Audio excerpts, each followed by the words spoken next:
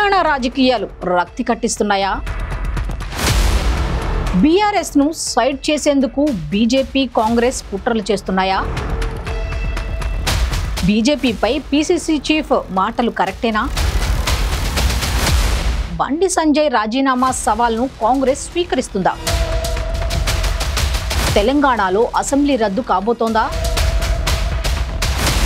Vote చోర్ మాటను నిలుపుకునేందుకు కాంగ్రెస్ ఏం చేయబోతోంది? రాజకీయం ప్రతిరోజు నడుస్తూనే ఉండాలి. టాపిక్ ఏదైనా సరే రోజుకో అంశంపై పొలిటికల్ వార్ జరుగుతూనే ఉండాలి. అప్పుడే కదా పొలిటీషియన్స్ కి మజా ఉండేది. తెలంగాణలో అలాంటి పొలిటికల్ హీట్ ఉన్న వ్యవహారమే నడుస్తోంది. బీజేపీ నాయకుడు బండి సంజయ్ గెలుస్తాడా? ఇడ కౌన్సిలర్ నుంచి ఎంపీ ఎట్లయిండు? దొంగ ఓట్లు వేసుకునేండు. కరీంనగర్ లో కూడా ఇలా రాహుల్ గాంధీ ఓట్లు బయట పెట్టినారంటే కరీంనగర్ కూడా దొంగ ఓట్లతోనే గెలిచినట్టుగా నాకు అనుమానం ఉన్నది. పోయినసారి అసెంబ్లీలో మేము ఎన్ని సీట్లు ఎట్లా గెలుస్తాం? మేము ఎమ్మెల్యే కాదు, అధికారం మాదే వస్తుంది కదా. కర్ణాటకలో ఎట్లా వస్తుంది అధికారం మీకు? తెలంగాణలో అధికారం ఎట్లా వస్తుంది? హిమాచల్లో అధికారం ఎట్లా వస్తుంది మీకు? అన్నింటిలో మేము అధికారంలోకి వస్తాం కదా. పార్లమెంట్ లో తక్కువ సీట్లు ఎందుకు వస్తాయి మాకు పోయినసారి కంటే? కాబట్టి ఇది అవగాహన లేకుండా మాట్లాడము, ఏదో బండి సంజయ్ తిరిగితే బ్రేకింగ్లు వస్తాయని మాట్లాడము. ఇప్పుడు స్థానిక సంస్థల ఎన్నికలు రాబోతున్నాయి. ఆ తరువాత జీహెచ్ఎంసీ ఎన్నికలు కూడా వస్తాయి. అందుకేనా బీజేపీ కాంగ్రెస్ తన పార్టీలను హైప్ పెంచుకునేందుకు తీవ్రంగా శ్రమిస్తున్నాయి. అందులో భాగంగా ఈ రెండు పార్టీలు కొత్త స్ట్రాటజీని తెరపైకి తెచ్చాయి. తెలంగాణ రాజకీయాల్లో రాజీనామాల సవాళ్లు వినిపిస్తున్నాయి. రాహుల్ గాంధీ చేస్తున్న ఓట్ చోర్ యాత్రను సమర్థించుకోవటానికి తెలంగాణలోనూ ఓట్ చోరీ జరిగిందని పీసీసీ చీఫ్ మహేష్ గౌడ్ ఆరోపించారు. ఓట్ చోరీ చేయకపోతే బండి సంజయ్ కు అంత మెజారిటీ ఎలా వస్తుందని వాదించారు. తెలంగాణలో బీజేపీ తరపున గెలిచిన వాళ్లంతా ఓట్ చోరీ ద్వారానే గెలిచారని ఆరోపించారు. పొద్దున్న లేస్తే కులము మతము లేనిదే బీజేపీ నాయకుడు బండి సంజయ్ గెలుస్తాడా? ఇడ కౌన్సిలర్ నుంచి ఎంపీ ఎట్లయిండు? దొంగ ఓట్లు వేసుకునేండు. కరీంనగర్ లో కూడా ఇలా రాహుల్ గాంధీ ఓట్లు బయట పెట్టినారంటే కరీంనగర్ కూడా దొంగ ఓట్లతోనే గెలిచినట్టుగా నాకు అనుమానం ఉన్నది. ఈ 8 మంది గెలిచిన పార్లమెంట్ సభ్యులు దొంగోట్లతోనే గెలిచారనే అనుమానం నాకున్నది. అది ఎందుకంటే రాహుల్ గాంధీ బయట పెట్టిన రుజువులు చూస్తుంటే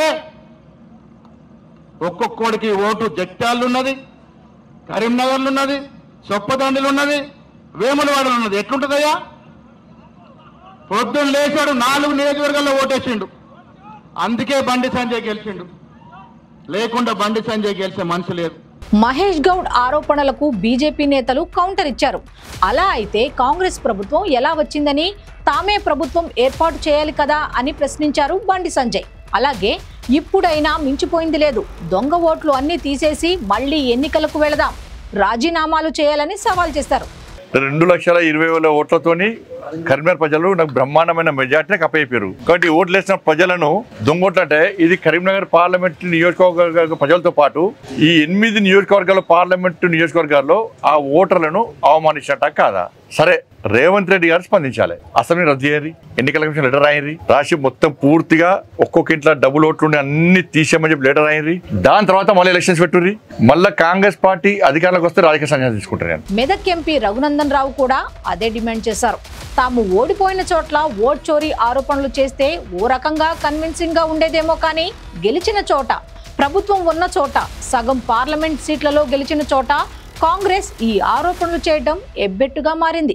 ప్రజాస్వామ్యం మీద విలువ లేదు, రాజ్యాంగం మీద విలువ లేదు, వాళ్ళు గెలిచినటువంటి ఈవీఎంల మీద వాళ్ళకి విలువ లేదు, ఆఖరికి వారి తండ్రి గారి మీద, ఎవరికి జన్మనిచ్చిన తండ్రి మాట మీద కూడా రాహుల్ గాంధీ గారికి నమ్మకం లేదు.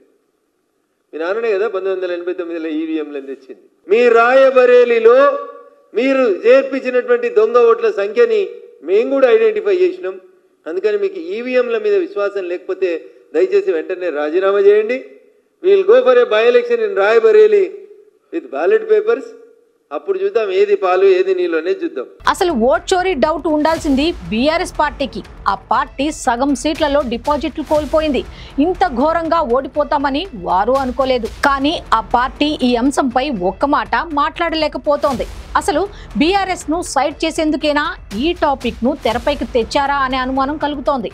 అయినా బీఆర్ఎస్ పార్టీకి గ్రామాల్లోనూ గట్టి పట్టు ఉంది. దానిని రీప్లేస్ మాత్రం చేయలేరు.